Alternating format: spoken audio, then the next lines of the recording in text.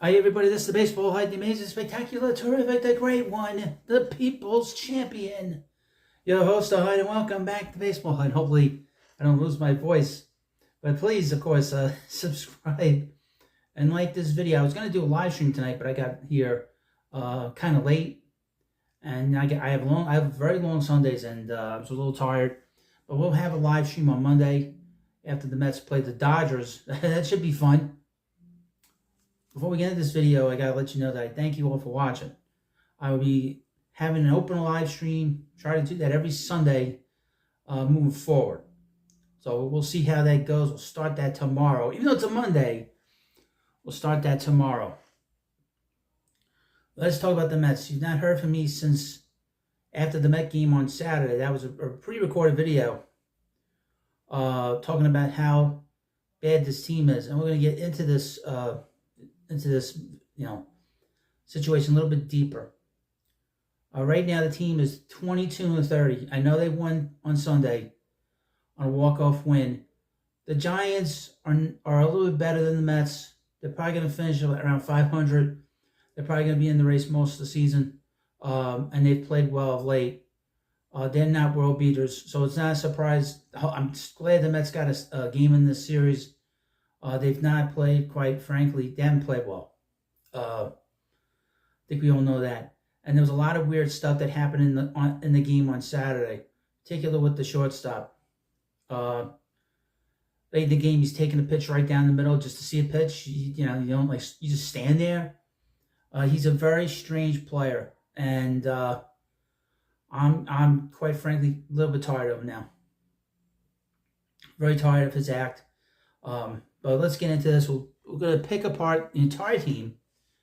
This is not as nasty as it was last year when this team was a major disappointment. The disappointment in this is that this team has gotten worse. The team has gotten worse, believe it or not, in terms of just their performance. Some of the numbers are kind of strange. The wins above replacement is kind of strange, especially with Lindor, because he does not pass, in my view, the eye test. Okay. Let's run down some obvious things. We'll start at the everyday players in this video. I'm just going based off baseball reference and obviously what I've seen. First up is Tomas Nido. Nido was not on this team. He's been okay since he's been here, offensively, defensively. He's given us a little bit more than I thought they would get from him. Hopefully Alvarez is back here before we know it. I know he's taking batting practice. Hopefully we'll get a better sense of where this team's at once he comes back, because really since he got hurt, this team's been terrible. Coming into today, the Mets were 6-16 in May. So now they're 7-16. The June swoon hit us in May. And I would mention it. I am watching as much as I can. Obviously, I work a lot, but I watch as much as I can. And I do these videos for you, but understand it's very tough.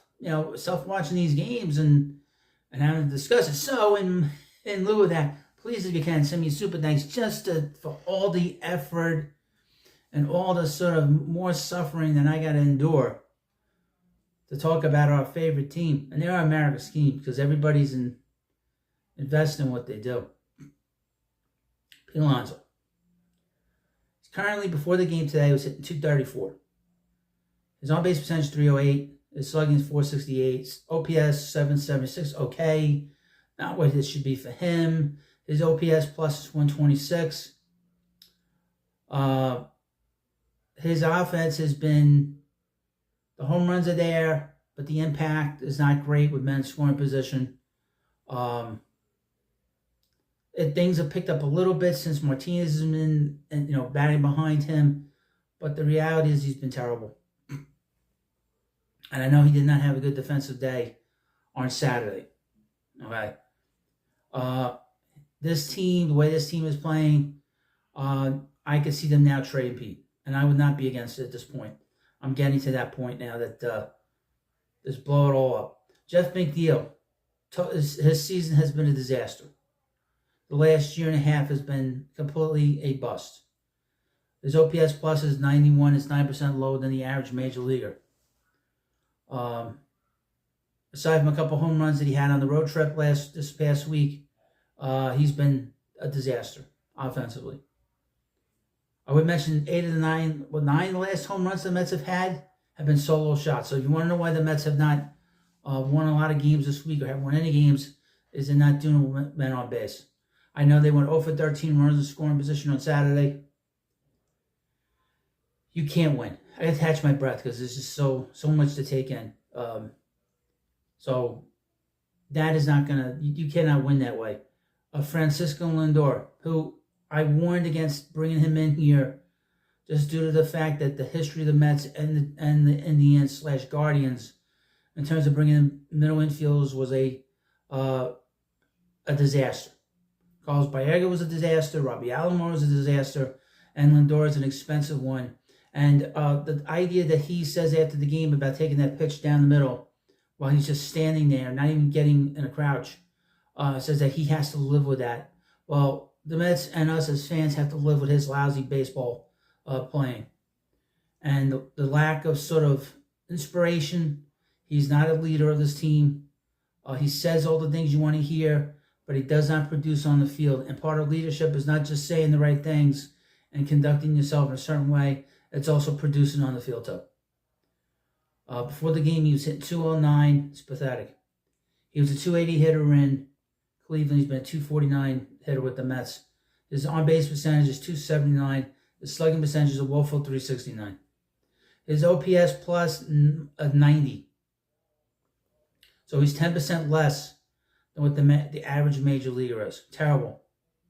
Just absolutely terrible. Brett Beatty should not be in the major leagues. I know he made a great play defensively in the game on Sunday, but he can't hit. Simple as that. His bat's too slow, quite frankly. I know he hit a home run the other night. His bat's too slow. Harrison Bader. Harrison Bader has had very inspirational at bats. He's been actually quite good in this in clutch spots. Obviously, he tied the game up on Sunday afternoon. No issues here. Brandon Nimmo, before I forget, he's been really the Mets' best everyday player. I mean, his average is low, but all his other numbers are actually very good. He's had clutch hits. He hustles. He's tough. The only thing is that his average is low, but I think he'll pick that up as the season wears on. Starling Marte looks old. Simple as that. I think he's kind of... The performance you're seeing is kind of inconsistent. Some days he looks good. Some days he doesn't look good. That is the signs of an everyday player that has passed his prime. He's 35 years old. JD Martinez has been really good. He's hit the ball hard. If the Mets were a better team, he'd have a lot more RBIs than he does. It's taken him a while to get going because obviously he didn't have spring training. Then he got hurt, and he was dealing with his back issue. He's been very good. No complaints there. That was a good sign by the Mets. In all likelihood, he will be traded. In my view, most of these players should be up for grabs, aside from Brandon Nimmo, and includes the pitching staff. The entire pitching staff, except for the young guys, should go. Tyrone Taylor has been fine for what he is. DJ Stewart has been fine for what he is. He actually has an extremely high OPS plus at 135. He's had good at-bats. He's had clutch home runs. He's no issues there, but he's not an everyday player. Omar Narvaez got his first hit at Citi Field. First hit at home. Coming into the game, his OPS plus, get this, folks, is 11. So he's 89% worse than the average major leaguer. Pathetic. And this is a guy the Mets gave a contract to for the last 2 years. This is a guy that had a reputation as a guy that could hit and could hit with some power, and he has produced nothing. I'm surprised the Mets still have him. I would hope that once Alvarez is back, the Mets DFA him, trade him, get him the hell out of here. And how many more runners are going to steal bases on him? Mark Vientos should be playing every day, no questions asked. And 32 bats this year. He's got 11 hits, 3 home runs, 4 doubles, 6 RBIs. His OPS is 1167. His OPS plus is 237. Obviously, those numbers aren't going to stay that way. But he's come back with a vengeance. And that's been fun to watch. I mean, that's really the everyday players. Now to the pitching staff, which is a mixed bag. It's a little bit better than the everyday players and the position players. but not by much. Luis Severino has pitched like an all-star. He pitched really well on Saturday. He is a guy that will get a lot of trade because he's been a number 2 pitcher. He's pitched in big games. He's pitched in a big market. If he stays healthy, the Mets could get a lot for him. Jose Quintana, who has pitched poorly, but teams will be lining up for him because he's been a good pitcher. You know what you get from him. Sean Manaea pitched well on Sunday. He's another guy that could probably make the All-Star team. A guy that could probably get picked up on a trade. He's pitched really well for the Mets. Jose Butto.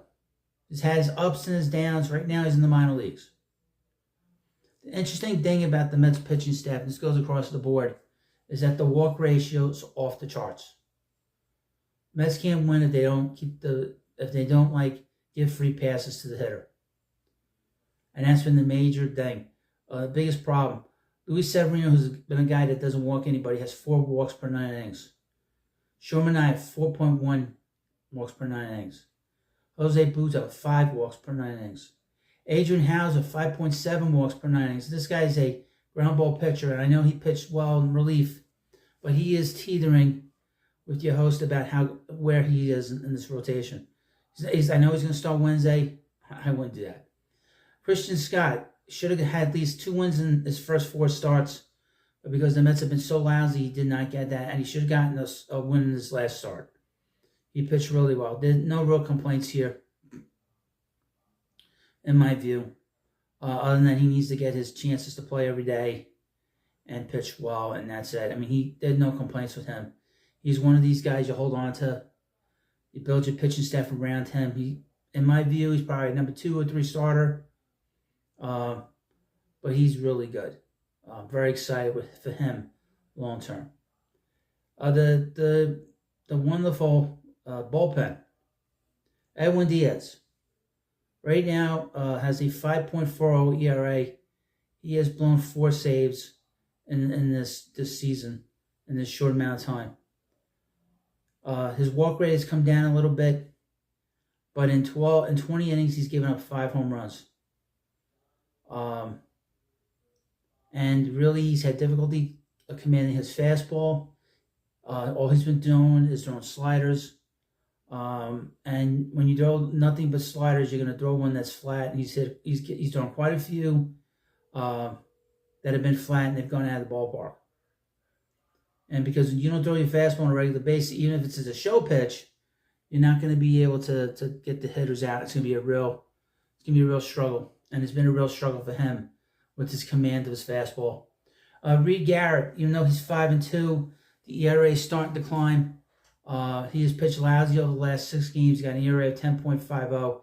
He's been a lousy major leaguer in his career. The Mets should be very, very careful now with him moving forward. Hoping the Mets will be wise to that. Jorge Lopez, the way he's pitched has been, to me, a mixed bag.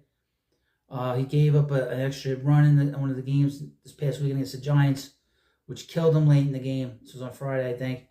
Adam Ottavino started very quickly, and he's basically sunk over the last week and a half.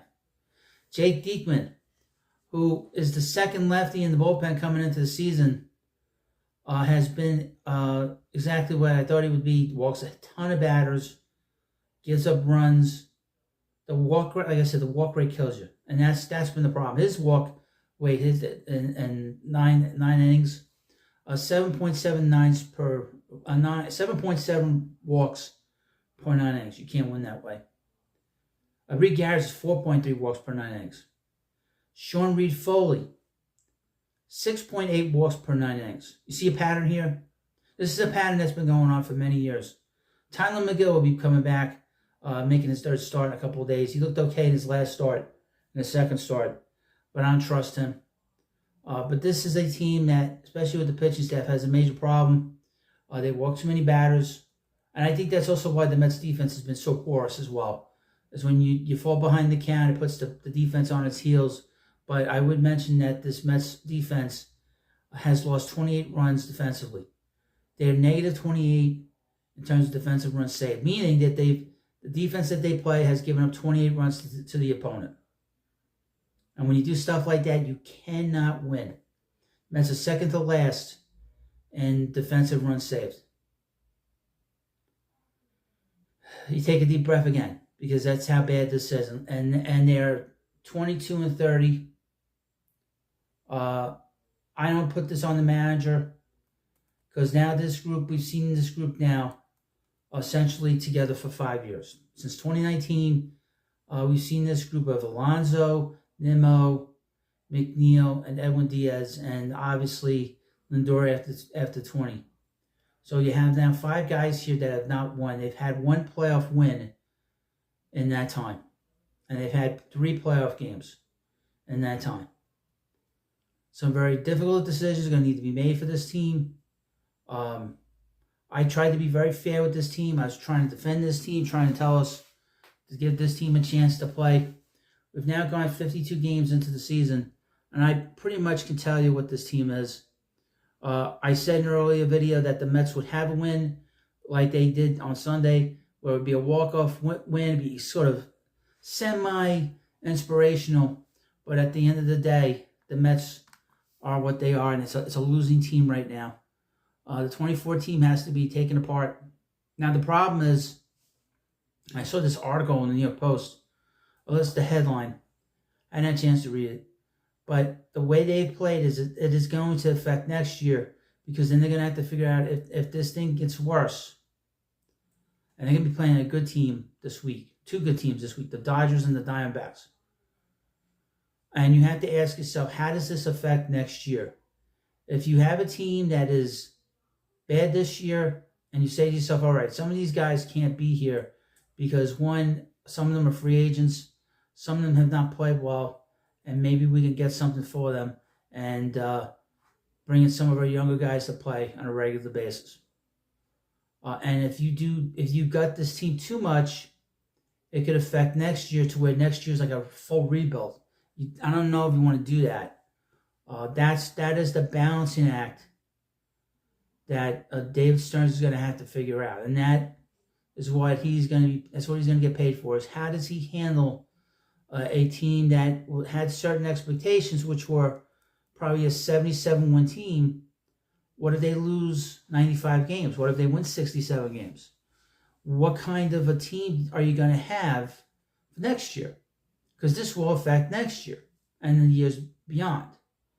So the problem is, if you break this team up completely, you get rid of all these free agents. You look into maybe dealing Edwin Diaz, which I think I've gotten to the point where I could think about doing that. Obviously he's got to turn it around on the mound. Maybe you'd look to move Jeff McNeil just to get the money out of here. Also open a position for one of these younger guys.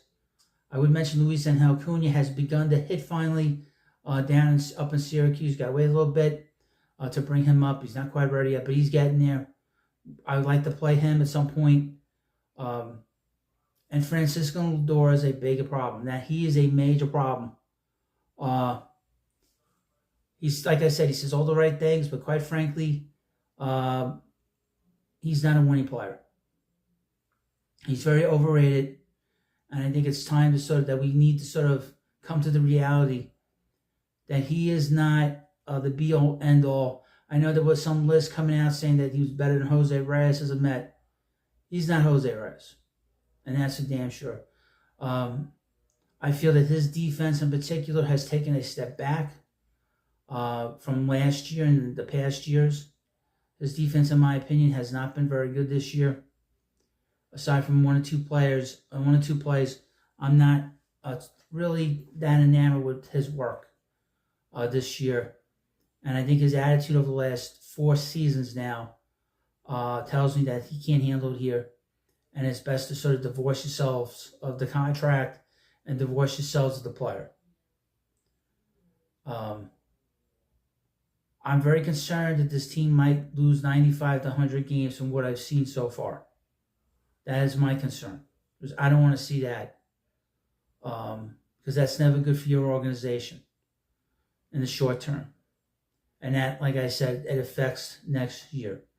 It affects 2025. Well, you let me know what you think about this video. And of course, hit that subscribe button before you go. Have a good day, and I'll see you later.